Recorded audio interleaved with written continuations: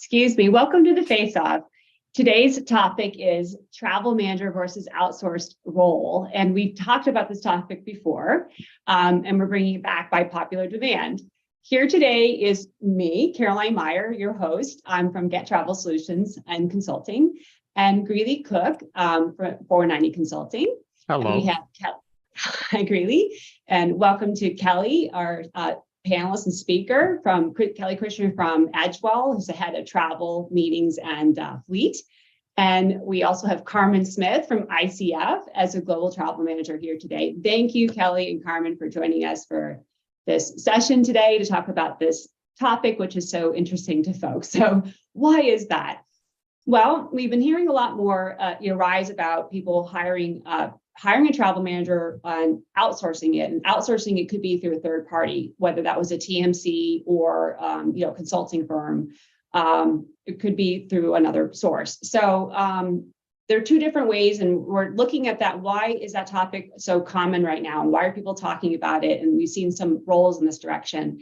And there's strategy behind that. And so we're looking at this and we're trying to figure out what the difference is and bring those out to the pros and cons of these strategic roles that we're picking and strategy that we're picking for the organization, and help you determine what would help fit best in your program, right? Because every program is different.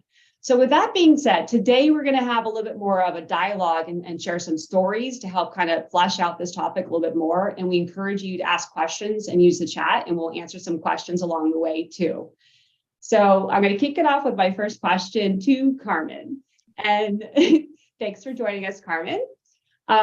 Today, what we'd like to know is, when you're looking at, and have you seen an outsourced role that was actually successful? And can you give me an example of that and why? And it could have been unsuccessful, and you can tell us why too. But yes, we'd like to hear from you and what your experience was, because we all would love to learn and not have to stub our toe ourselves. Well, thanks, Carolyn, for having me. Glad to be here. Yeah, I've actually been the product of outsourcing, so losing a role as a result of outsourcing. I was working on actually $100 million program at the time. And I guess based on financials or whatever the need was, they felt it was better to outsource. But the issue with that is that the things that I implemented and the commitment that I had to make the program better, it did not advance any further than the things that I put in place. So I think there is a downside to that. Now, I've also been on the other side where currently, there may be aspects that are outsourcing that are viable. We currently have dedicated agents that support our program. They are fully outsourced, but we do pay their salary, and they're great. They understand our business. We have them dedicated so that they can work just with us and, not on any other account. So I guess it's just a matter of perspective and how you look at it. Okay. And Kelly, how about yourself? Have you seen an outsourced role work successfully, and why? Or if it's unsuccessful, why? Pros and cons. Well, building on Carmen's comments, I would say that it depends a lot on the size of the program as well. Depends a lot on the strategy of the company. And I don't mean to be obtuse here, but you really need to define what it is you're trying to accomplish in your program. And if you are unsure of that, if you're a smaller company and you're still looking to build your program, it might be a good time to engage a TMC or an outsourced resource to do that for you, help you sort of learn the ground rules and the vernacular of the industry. They can also help you in setting up a good program, things like that. But when it comes to really diving down into those deeper metrics and your reporting and your strategy and things like that, you definitely need to have someone who has a perspective of the company. And you really do need someone sitting in that chair that has the right contacts, has the right references, and has a little bit of, and I'll call it tribal knowledge, but a little bit of knowledge about what the company they've been, where they want to go, things like that. So I think there are cases for both sides, and that you should carefully define those before you decide what you're going to do in that respect. Greeley, what were your thoughts on that? I think it goes back to what Kelly just said, define what you're trying to do with your program, right? Or define what challenge you're having, define what problem you're having. And then from that, you can decide what's the best solution. And I think that's where we always know in our industry, right? There's not one solution that works for everybody, that it's usually some sort of hybrid. So I guess the question I would have of Kelly and Carmen is, like, how do you look at this today where, is it, do companies need to make a decision? Well, we're going to keep all the travel team on the company's payroll, or we're going to outsource it all, or maybe it's a hybrid where, you have some of the strategic aspects part of the company, and then, the transactional operational side outsourced. So I guess, my question, and Kelly, I'll start with you on this, what have you seen as far as like the different models and what works best, or does it always come back to, that company culture and what they're trying to solve for? So I'll start with where we are currently, where I am currently. I've been with Edgewell about 5 years now, and we wear a lot of hats, and I work in indirect procurement. So I'm on the sourcing team, and our raison d'etre is not to do the tactical things. Ours is just outsource that. So when we went out to bid about a year and a half ago, excuse me, my office. When we went out to bid about a year and a half ago, we clearly defined in that RFP that we had a need for a 0.50 FTE, so half of a full-time employee's time and energy. And I very carefully scoped that scope of work, and also defined what we were looking for in agents. And so we don't have dedicated agents, we have designated agents, simply because we don't have a large enough program or enough VIPs to perhaps warrant dedicated. But the designated agents are very well aware of our policy. And my account manager in particular works very hand in hand with me. And as a matter of fact, I would say she more or less runs my day-to-day program, and I deal with the strategy portions of it, which frees me up to do my other tasks, right, and to focus on aligning our technology and working on new technologies and things like that. So that's been very successful for us. In the past, I have seen on-site CTDs, corporate travel desks, that have been successful, but maybe a little bit overstaffed. I've seen some programs that have not been open to some newer things because they did have outsourced travel managers who struggled with their duty to bosses, more or less. So there's the company that they need to satisfy, and their own employer who also has requirements. So it can be quite a tug of war. Like, aha, right? Yes, Kelly. Aha, there it is. There's this inherent conflict, I guess, that could be, part of this. And Carmen, have you seen that, or how do you look at, or what do you, for yourself, or when you're talking to your colleagues about, hybrid solutions, or, what works best for companies?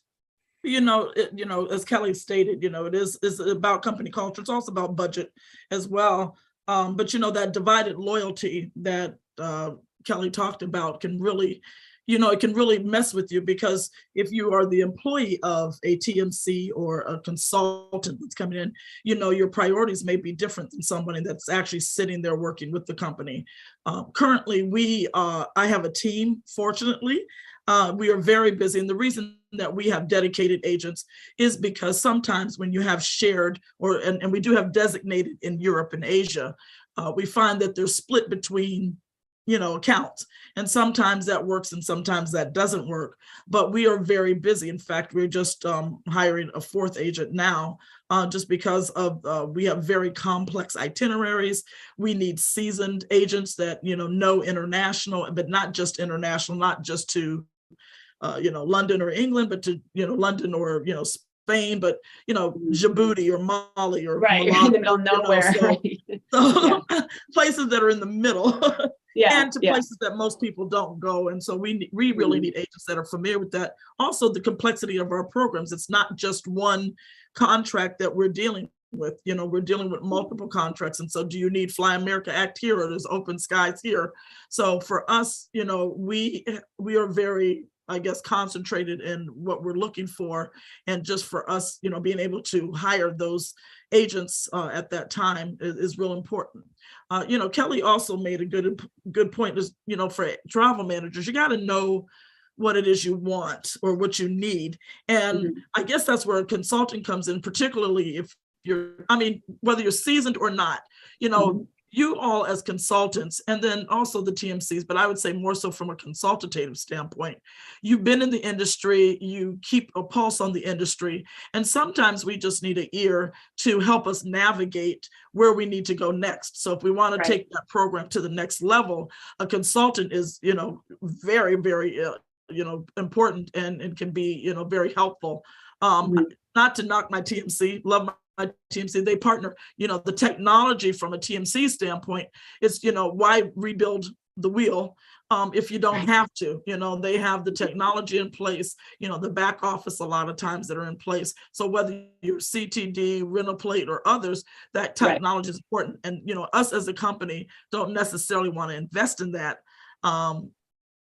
Unless you know what you're doing, we do have direct relationships, but that doesn't mean, our TMC really does help us navigate. So I guess really can be, the full circle of life, if you look at it, where you need everybody. And to kind of work that in.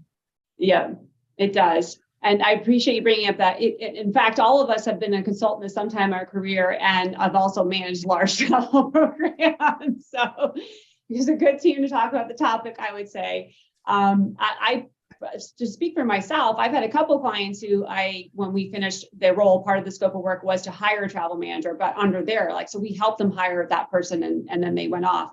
But there are some consultant firms that are just hiring, or recruiters that are hiring, and they're hiring, as we said, like that third party, because the company doesn't want to take on a full-time employee. And so some of that we're hearing right now is around like, hey, can we get someone, they want to contract someone for a year because they don't know where they're going to be in a year from now. So they want someone to cover this year long. And then if that works out, they could hire that person permanently. I've seen that happen.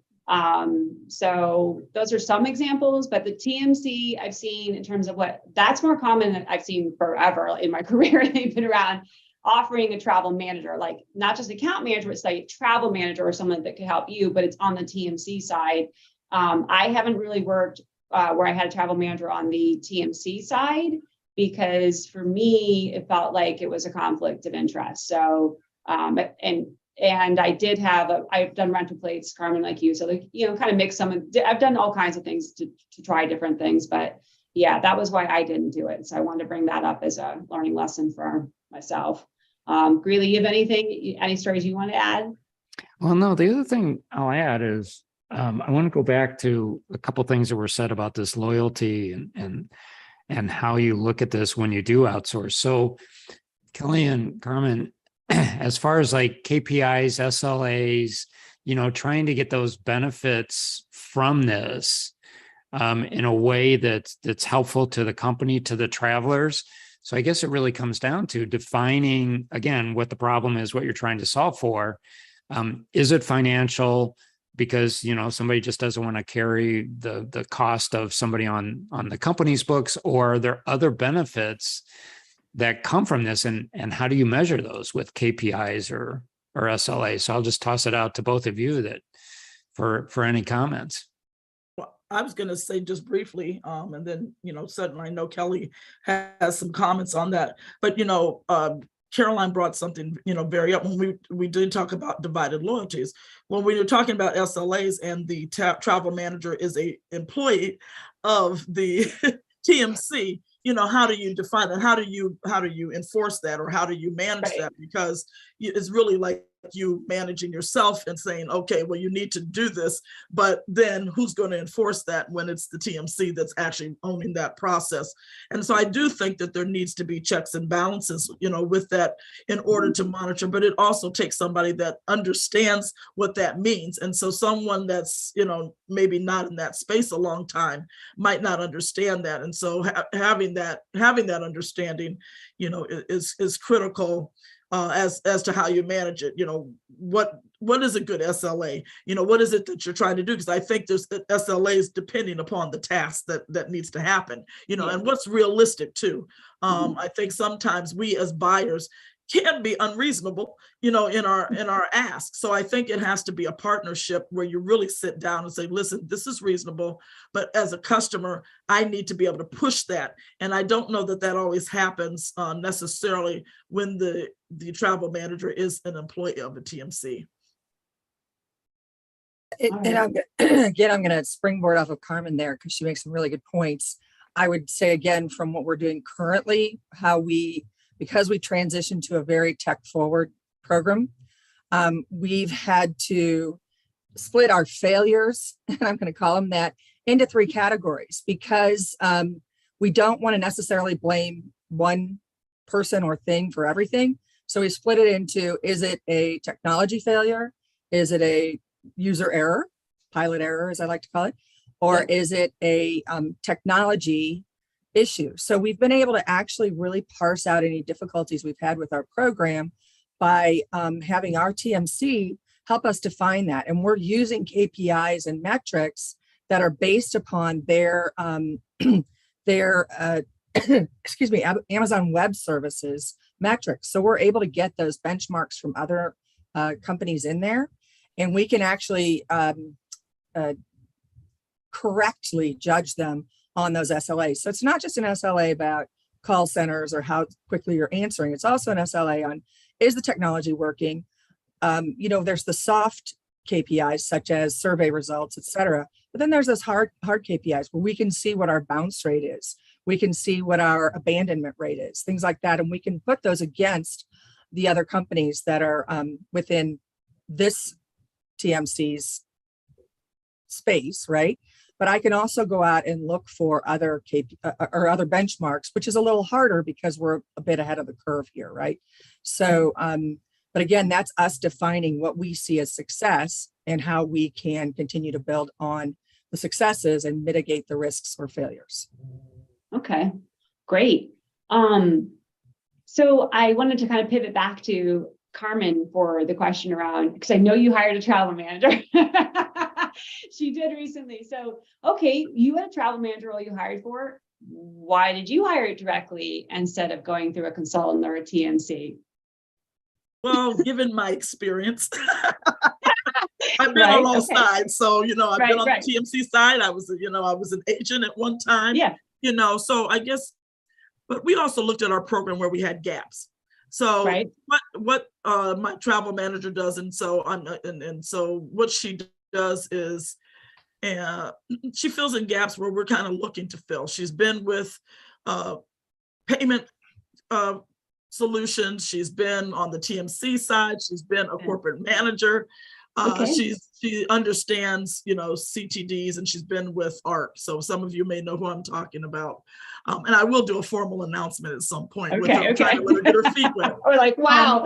We could have breaking news right here live on our Faceoff. And I'm sure many of you know her. So, Okay, cool. But, those are the things we looked at. We had to look at, okay, where are the gaps? What can she do that I either can't do or need to shift some of those responsibilities too.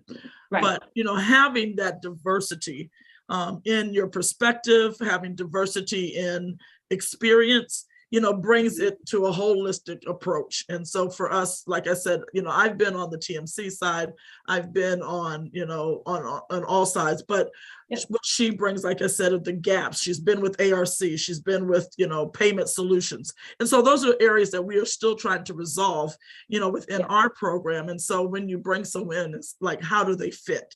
And so that's the question, and what value can they bring so that we can move our program forward? Because my goal is always to aim to be best in class, always to do what's best for the company, and also looking at the culture, because I think company culture really matters. You can't just do a flavor of the month and say, oh, well, this solution works for you, because it doesn't, and so you have to really determine, where you're trying to go, where are you right now, like Kelly said, I like that, those failure buckets. I was writing notes, Kelly, because thank you. That's good.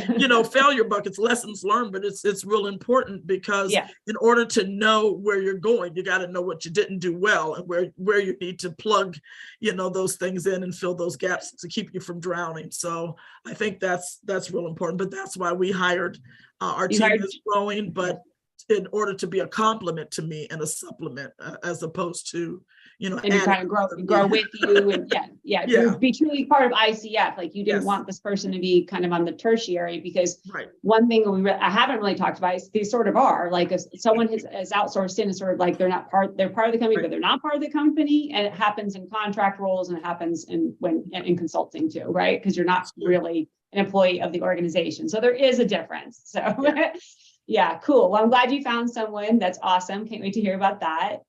Kelly, do you have any? Yes, travel manager stories there. Go ahead. I think, again, Carmen and I are such alike thinkers, right? But playing off of that, closing the gaps thing, right? And getting the right person to fill that chair. My 0.50 FTE comes with a really rich background in in travel management, both in-house and as an outsourced entity. And she also comes with a very rich background in data, as well as Concur Expense. So we're marrying a piece of technology to Concur Expense that isn't one of the Concur integrated pieces, right? We don't have Concur Travel. And we moved away from that for a number of reasons. And that's another call at some point. But for Concur Expense and marrying this new piece with Concur Expense in finding those pieces that are missing, she's really my right arm. And she has, what I try very hard to do is to communicate to her our purpose, values, and behaviors, because that's a big part of what we are doing as a CPG that's becoming a next gen CPG. So we're not operating like a traditional manufacturer maybe, and we're seeing great growth and great results in our stock and everything else, right? From taking that attitude or taking that approach, and we want her to be fully embracive of that. So I try to share with her announcements, any types of cultural things that we're doing or getting to, and she's fully embraced that. So it's really been a great partnership when you get someone who is able to comprehend and embrace and to go hand in hand with you, furthering the program and furthering your company's goals as well. Cool. Okay. Thank you guys both for these stories. We have a couple questions. Let's see what we got here from the audience. If you're taking into consideration all the scenarios, is there a real win with outsourcing, not just financial? That's from Christian Schilling. Anyone want to take a stab at that? It wasn't really a question, it was a statement. But I think Kelly talked about it earlier, because it depends on the size of your program. And if you are a small program just starting out, it might not be the best thing to hire somebody, particularly if you don't know what you're looking for. Unfortunately and fortunately, we are the subject matter experts, usually the only ones in our company. And so, trying to get others to understand the complexity of travel and what's really needed for travel is very hard to translate. So if they don't know what they're looking for, sometimes it's better to outsource that either through a consultant or through a TMC, so that they can gain, as Kelly has stated, the terminology, what are we looking for? What is our company looking for? And they just might not have the bandwidth to really bring in somebody full-time, but still need that help. So that's, that's kind of how my take is on it too, that there may be other reasons other than financial. Yeah, agreed. I will go hand in hand with that, Caroline, in that, I think we've all seen job postings that are pretty much cut and paste from other ones. Right. And then if you've, spoken with anyone who's interviewed for those job postings or whatever, they'll say, oh, golly, it's not at all what they described in the job posting. And I think that's a result of this being, as we know, a very, it's a big onion, this category, right? Lots of layers, and they all make you cry. But you don't know what you don't know what you don't know. And so for a company that's just trying to define a program, I think it's a great idea to start out. I would fully encourage them to use a non-associated source, such as a consultant who has no remunerative relationship with any TMC or anyone else, fully independent consultant.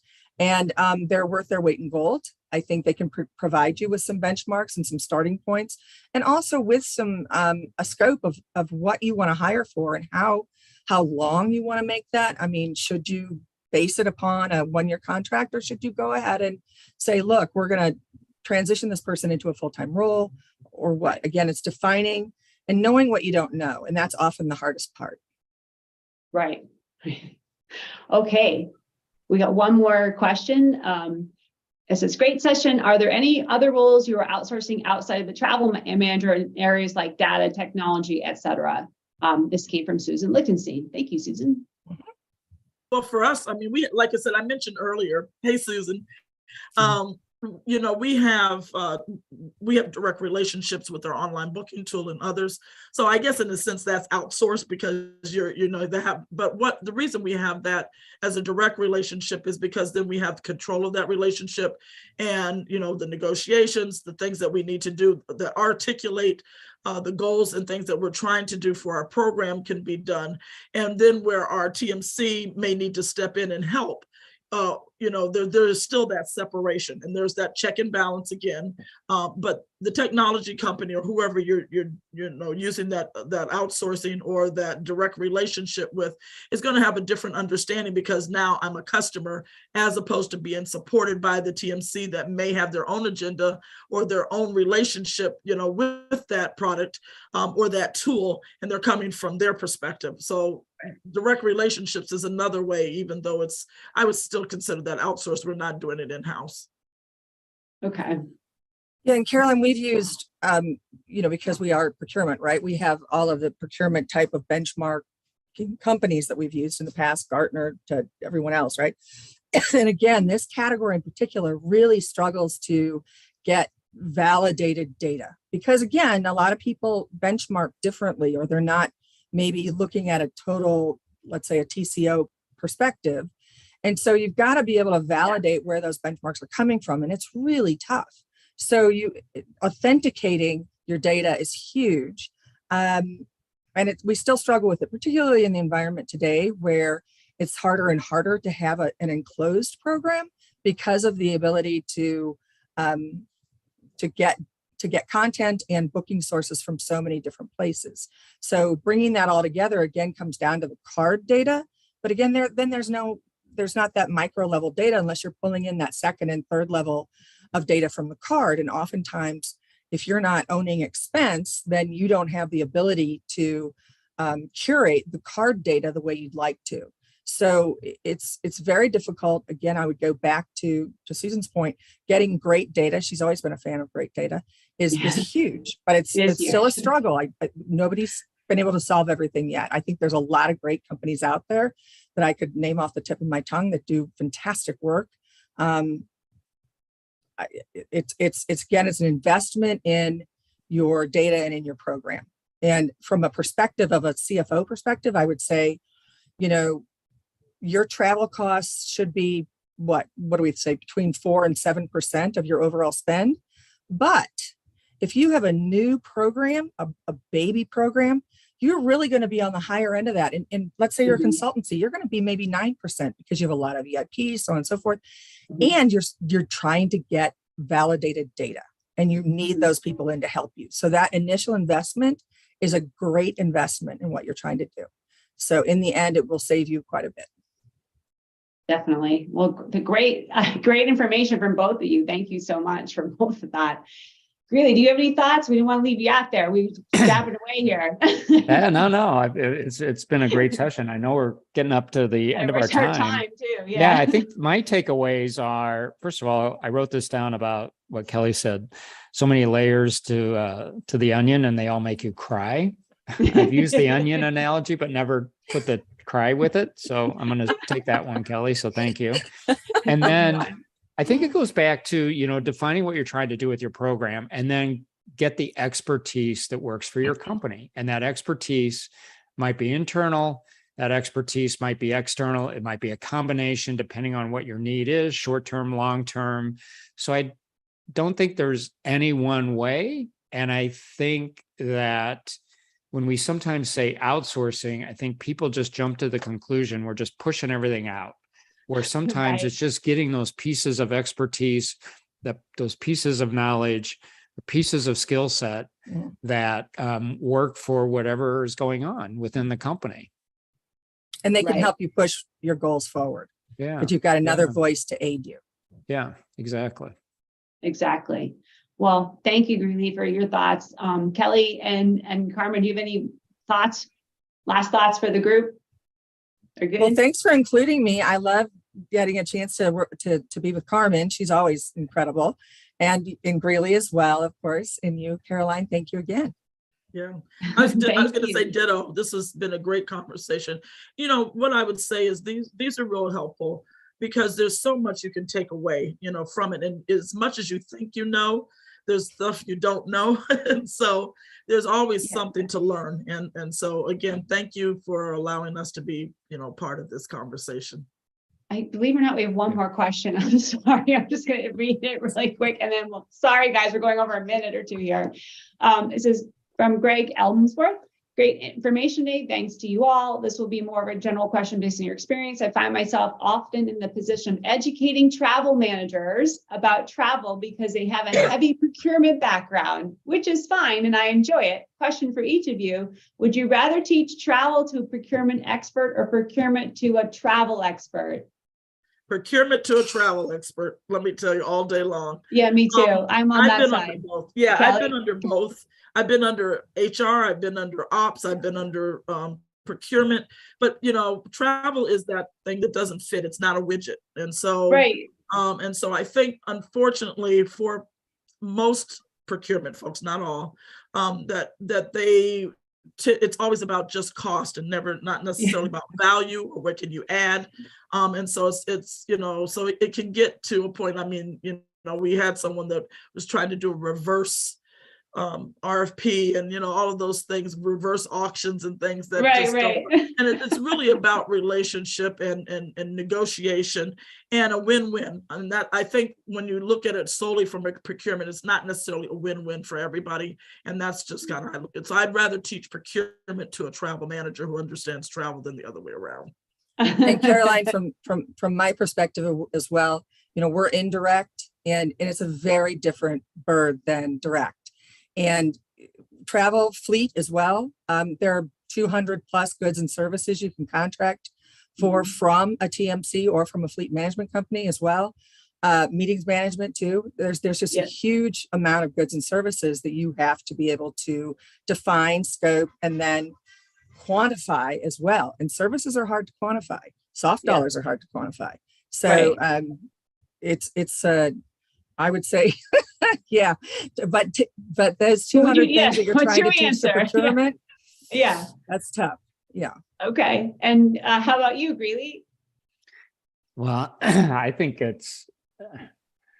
they're both challenging sometimes, right? Because I think, you know, it is so different. And I've been part of procurement where same thing, reverse auctions, and it's not, you know, people wanted to buy travel the same way you're buying pencils. And it's just not that easy. And then I've also been with travel people where, you know, look, there are some cost factors and you do try to teach them procurement. So I've been on both sides as well. And as I was listening to the answers, I was sitting there thinking, wait, when I was on the buyer side and I had fleet and jets and meetings and dining rooms and cafeterias, most of those were outsourced, right? So sometimes I'm like, well, why should this category be different than any other category that we're sometimes managing? So again, it just comes back to there's not one right way. There's going to be these different flavors. For thoroughly confusing everybody. Yeah, sorry. And I have a reply to you, Greeley, but that'll be a separate session. Yeah. You know, do a third one. Thanks, Greeley. I'm kidding. No, it was a good topic. Thank you guys all for joining me today for the Face-Off. Thank you, Greeley, for being my co-host. Thank you both, Kelly and Carmen. Great questions too. Yeah, great questions. We'll put the video out on LinkedIn, the link there. And you can also find it on YouTube. The Face-Off Live Travel Solutions channel has the whole year of all the videos there. So you can go there, like the channel, subscribe to the channel, and then every time there's a video, we'll remind you. But we'll put it on LinkedIn like we normally do, and you'll find it there too. Feel free to reach out to any of us. You can find us all on LinkedIn. And with that, have a wonderful day. Thank you.